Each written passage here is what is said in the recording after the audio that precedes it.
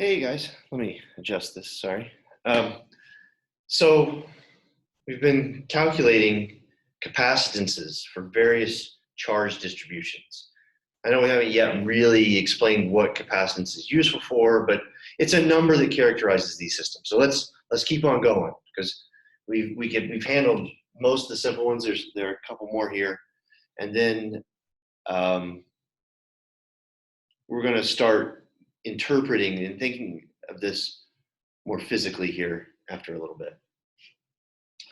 All right, capacitance of concentric spheres. So this is sort of like the coaxial cable example, only here we imagine that we just have two spheres, an inner and an outer sphere, so we can call that R inner. Here we have R outer. And I'm going to say that on the inner sphere, we have charge Q. And on the outer sphere, we're going to have charge minus Q, so that the overall shape is neutral, as we want the capacitor to be. And, okay, well, we've already seen, it's very simple, to apply Gauss's law, this, in the gap in between,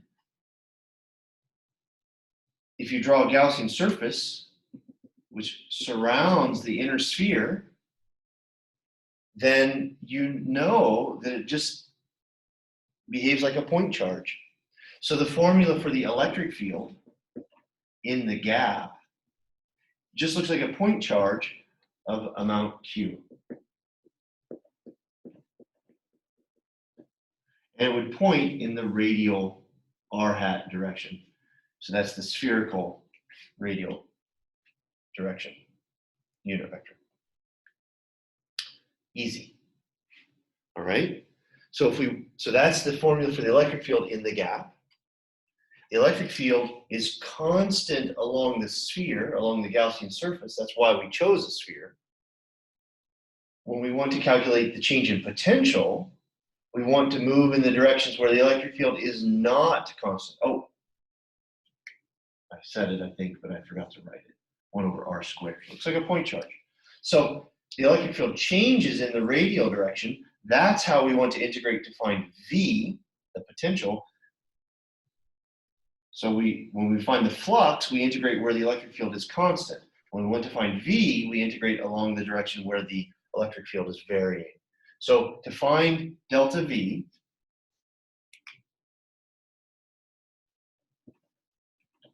and we want that to be positive, so we want to start at the negative charge and integrate towards the positive charge.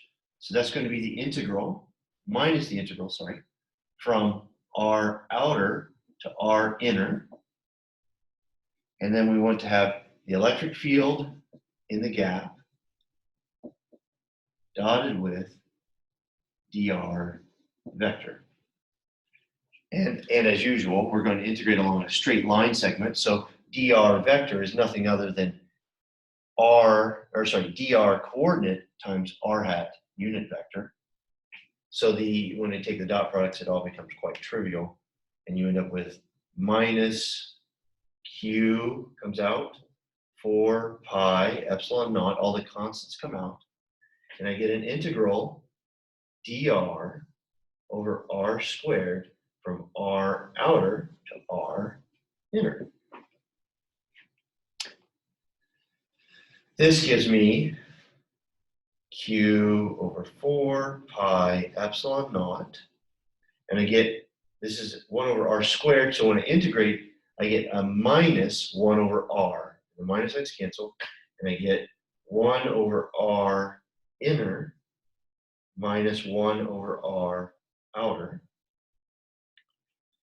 Let's check the minus signs, make sure we didn't mess this up. R inner is smaller than R outer, so 1 over it is a larger fraction. So this is a larger number minus a smaller number. Overall, it's positive. Got it right. Okay. Great. So that's the formula for the difference in potential for a spherical shaped capacitor. Just, you know how it is. Small town, not much to do. Let's do this little bit of algebra. I guess with the coronavirus, there really is small town, not much to do. Anyway, you guys can do algebra. Let's pass the time. So I can write this as R outer minus R inner divided by R outer times R inner. Just putting things over a common denominator.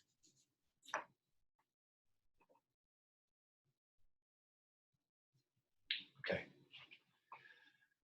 Now, as we've seen several times, the definition of capacitance, remember capacitance says for a given device, per volt, how much charge can it accumulate?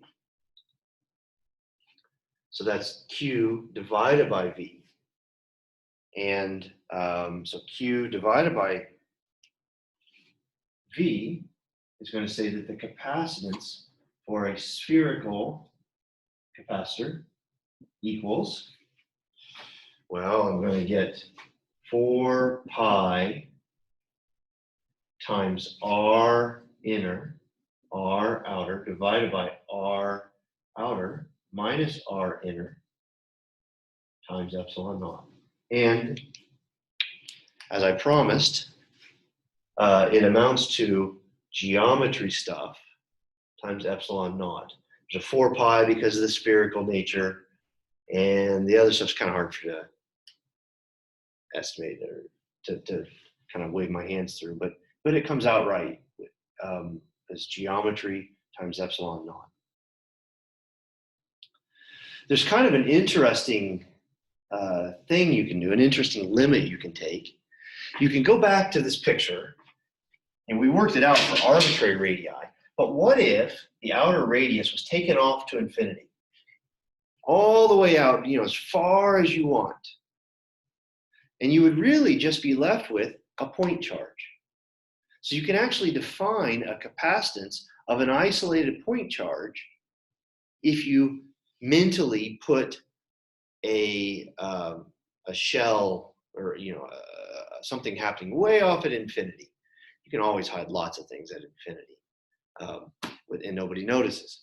So even though normally capacitances, or you think of capacitances as being defined as acting or being defined between two objects, if you're willing to put something off at infinity, you can actually talk about a capacitance of an isolated object.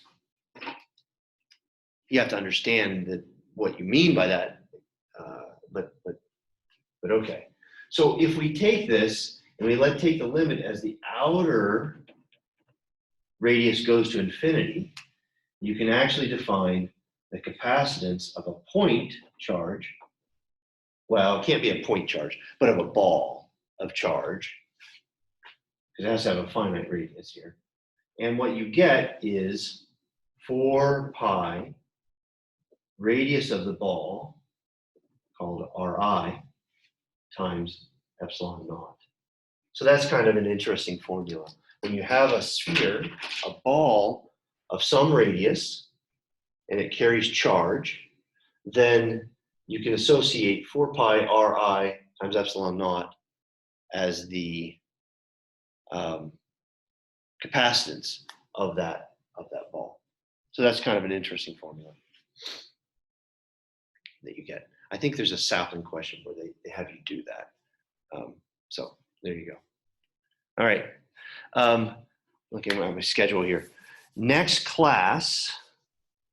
video, we're going to talk about how capacitances kind of can be combined in parallel and in series. So for those of you who had linear electrical circuits, you've seen this before, but not everyone has had that. So we're going to talk about that next time. All right, see ya.